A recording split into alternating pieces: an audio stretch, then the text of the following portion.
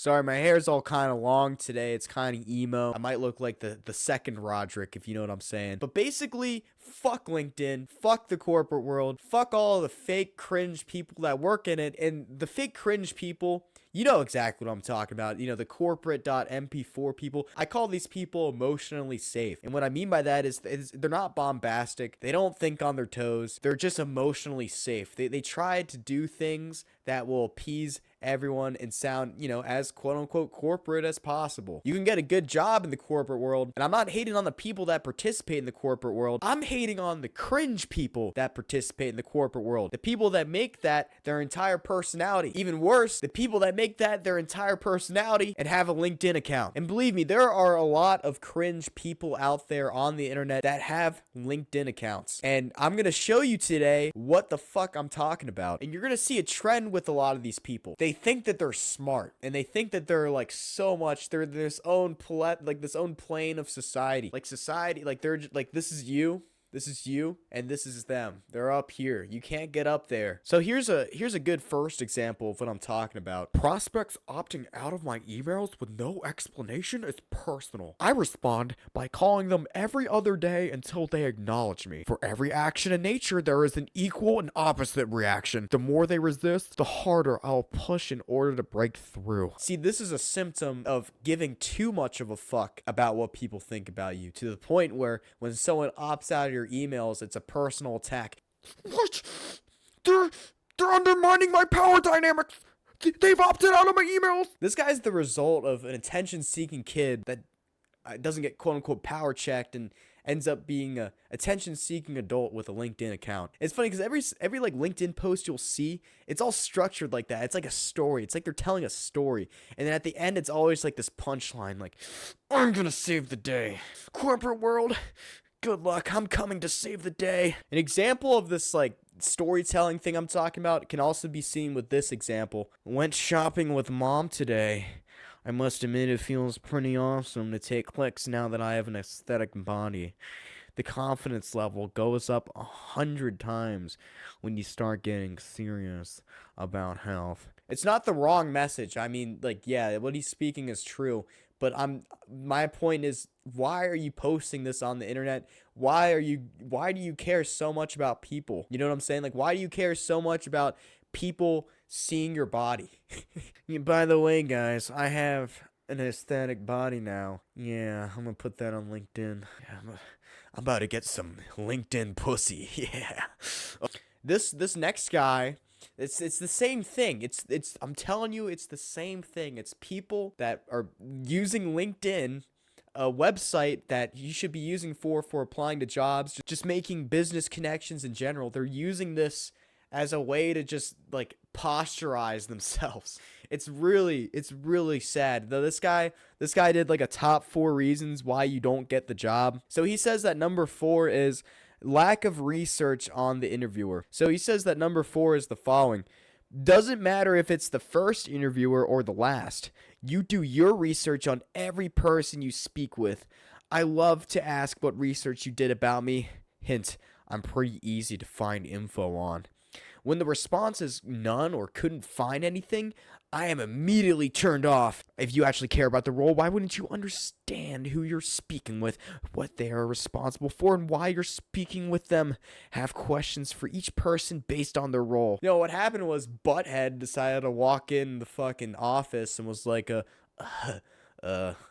are you again? And then this guy was like, how dare you not know who I am? You didn't look me up on the internet. Also, this might just be me. I don't know if this is the right advice. You know what I'm saying? Like, I don't think you should walk into an interview and be like, yeah, so I read your LinkedIn account and I looked at you on Twitter and, you know, you're kind of based. That's what this guy wants. This guy wants someone to just suck him off. But this doesn't happen probably to him. Maybe it does.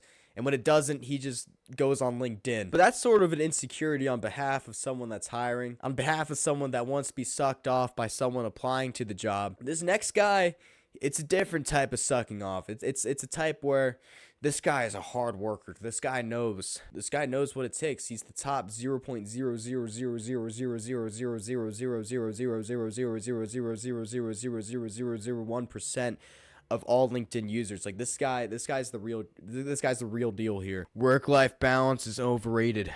But here's how to achieve it. Number 1, become so skilled at something that you're able to outperform everyone else in a fraction of the time. 2, have so much residual income that a W-2 is a waste of time. Don't have 1 or 2, then you shouldn't be talking about work-life balance. Yeah, the reason why you're broke is because you can't do that spreadsheet. You can't do that spreadsheet in a fraction of the time compared to the guy that we outsourced the job to.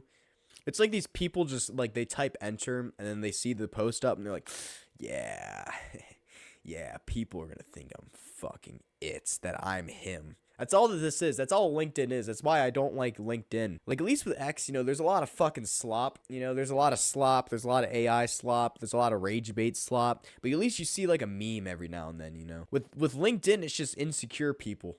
That's all it is. It's just a constant stream of insecure people trying to make themselves sound like they're fucking John McAfee. You know what I mean? Like, yeah, I am a genius. I am a genius. I'm on LinkedIn. My daughter asked if we heard about Prince Philip tonight at dinner. I asked if she heard about DMX. She said, "Who's that?" My wife, without missing a beat, said, "Alexa, play DMX." Alexa hit us with, "Y'all gonna make me lose my mind up in here." To which we told our kids the song was about them, 2 and 6 years old. The net of it all is my 6-year-old still isn't a rap fan, but understands they're poets. And my 2-year-old, like her parents, loves rap. Who else listening to DMX this weekend? The hip cool DMX. See, this is what I'm saying. Like, these are the people that are reviewing your resumes. These are the people that judge you if you're a good fit in an organization. The people that type this shit and post it on the internet. And it's people that they worship corporate world. And that's fine, you can live your life however you please. But I don't know. I just got to read this. Around 15 years ago, I needed to use a pen that was near my manager's desk. And so I asked him if it was his. He replied, "No, it's not mine. It's ours." I paused for a moment, and then he used the pen. I have been blessed to have had some incredible managers, but I only really appreciated them when I became a manager myself. Seriously, don't seek a great job. Seek a great manager, because you will end up becoming, to a larger extent than you probably think, the product of your mentors. Yeah, this guy was my mentor. This guy said it was our pen. It was our pen. This manager was with the common people. He was with the common people. It wasn't his pen. It's our pen. It's all of our pens. It's our pen. And can you imagine if this guy was talking about like a dab pen, and he's just like, this whole post was written in like a tobacco hut. Lastly, this chick's just deranged. Maybe it's ironic. I hope it's ironic. That's just wishful thinking. But this chick writes, "I had my abdomen cut in half. Major abdominal surgery. A baby was pulled out of me, followed by my uterus, stitched back up, and then placed back in. And then they closed the wound. The only instructions they sent home was 48 hours later. Don't lift anything heavier than your baby." I headed out the hospital doors in shock. That's it? This is how your customer feels if you don't pay attention to what happens after they buy. The first 7 to 90 days post-purchase are critical to your customer's success with your product. Focus on them and focus hard. Don't be like how our healthcare system treats C-section moms. And by the way, this is 1/3 of births. This is also why a lot of moms don't ever fully recover from the surgery, and why your customers won't either. You don't treat your customers like that. First 7 to 90 days are the most crucial. They're the most crucial. You don't treat your customers like that. It's fucked up. Get the fuck out of here. I'm done.